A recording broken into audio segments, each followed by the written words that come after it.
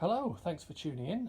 This is a demonstration test of this 1930s Peter Dienes manual conical burr coffee grinder. Quite like this one. What I would call transitional styling.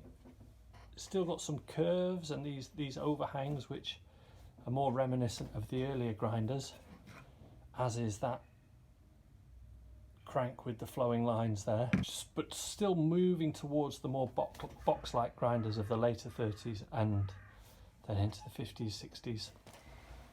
Another nice feature is this Bakelite drawer, which fairly easily damaged, so they don't often survive, but as you can see, that one's in really lovely condition.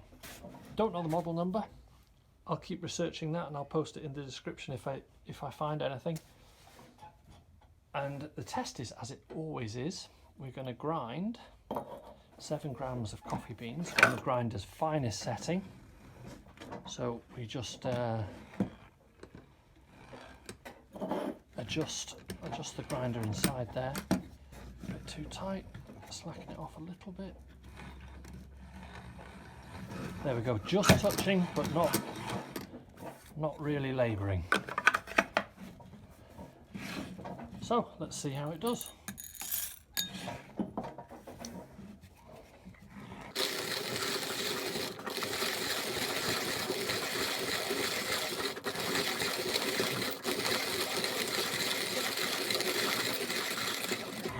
So just over 30 turns of the handle, and another nice sedate grinder. Doesn't feel like it's working hard at all.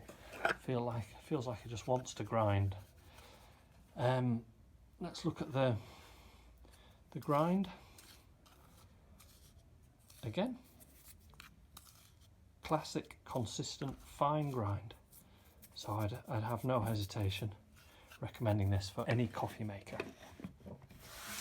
So there we go, early 1930s Dienes grinder. Thank you for watching. Feel free to have a look at the links at the end of the video and in the description, and happy grinding.